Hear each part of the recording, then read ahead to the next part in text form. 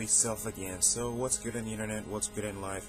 I'm Li495, and speaking of ugly, obviously, the Penn State sex abuse scandal, the child abuse scandal at Penn State, is obviously the ugliest thing going around right now. That's what I mean when I say speaking of ugly, because it's an extremely ugly scandal going on in Happy Valley, the area of central Pennsylvania. You probably know about it right now.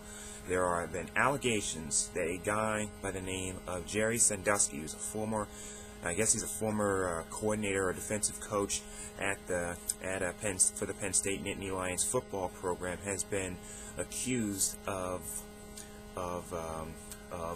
basically raping and sexually abusing 8 little children.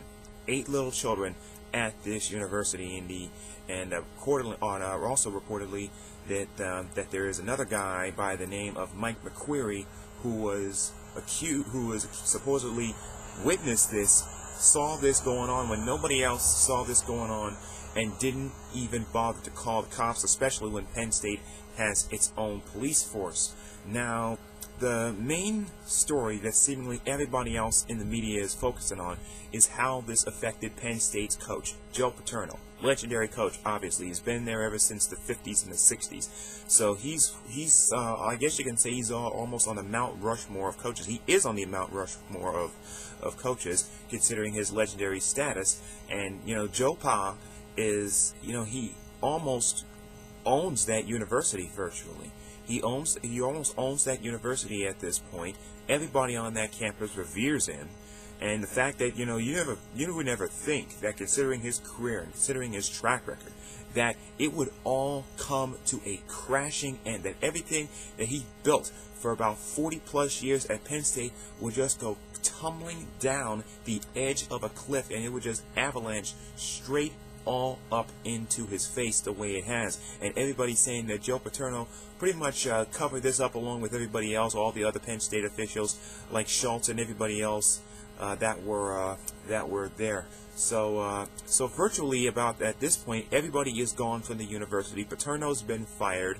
The school president is gone. McQuarrie wasn't even present for this last weekend's game between Nebraska and Penn State, where they did a blowout. The fans did a blowout, and everybody at the stadium, all the players were even so, they were all wearing blue to show their support for the victims of this alleged sexual assault, which there's certainly reason to believe that most of this is in fact true. Now, this has been the main story, obviously, that's been talked about, and there are so many layers to this. It really is, in many ways, a bow on what for 2011 has been the unmasking of college football. We've known about it for a while, but between the realignment stuff and the Miami mess and the USC mess and what happened at Ohio State earlier in the year, this has the potential, possibly, if these turn out to be true, and based on what was said in that 23-page report, there's certainly reason to believe that all this is in fact true, that this really is the unmasking of college football, that something like this could actually be this deep and be this salacious and be this nasty. I mean, it was alleged that all of these kids were raped in a shower. After reading that 23-page report, it's enough to make you want to take a shower. No, make that 10. No, make that 20 showers, because it's just gross. It's just nasty. It's just dirty. And I mean, it's just stuff that you just don't want to think about. And when it gets into the news, it almost just makes you want to turn the channel. Like, is there something else on? Is there something positive on? Maybe a positive movie or something like that. But that's what's in the news right now. And here's another thing.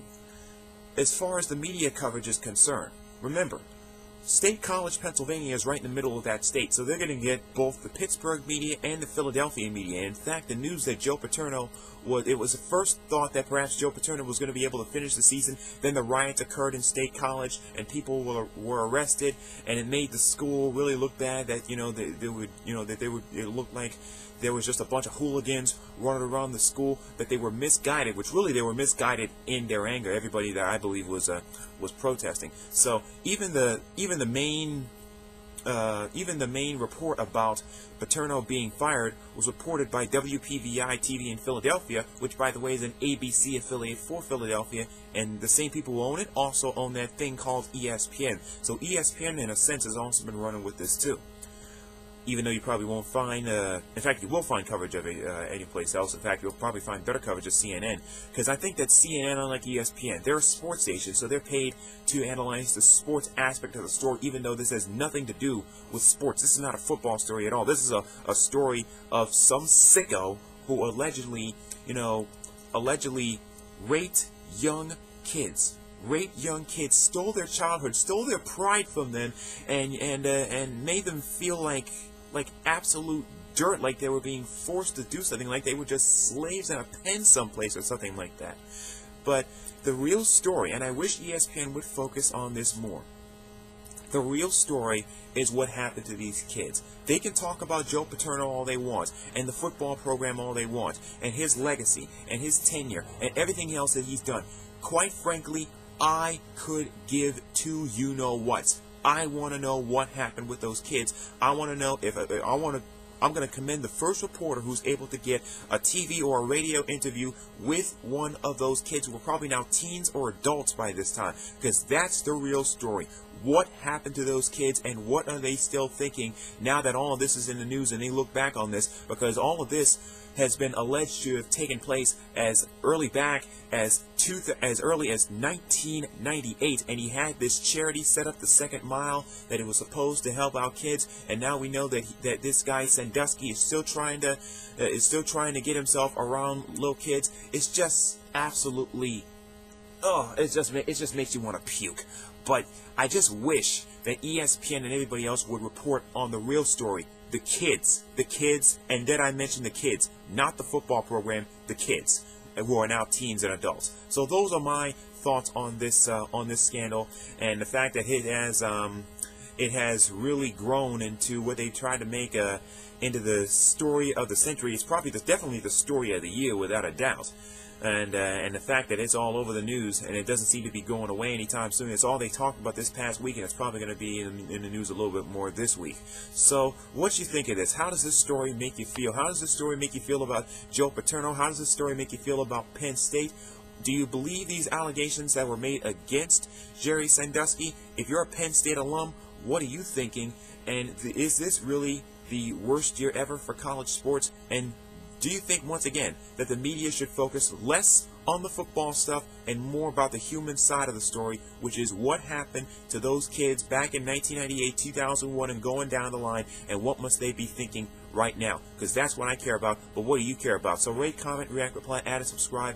Look forward to reading your comments as always. I can't really say I'm just one guy talking about nothing, because this really is a story that transcends sports in such a huge way that this really is something that I hope we pay attention to. And once again, the reason why I'm wearing blue as well is because to show my support for the victims as well, because once again, that's the real story. Sex abuse is obviously such a heinous crime. We got to do everything that we can in our power as human beings to just wherever it's going down, call the police and do what we can to stop it, because it really is something that's real sick and executed by sick people. So until next time, I'm LI495, and I'll see you on the internet somewhere.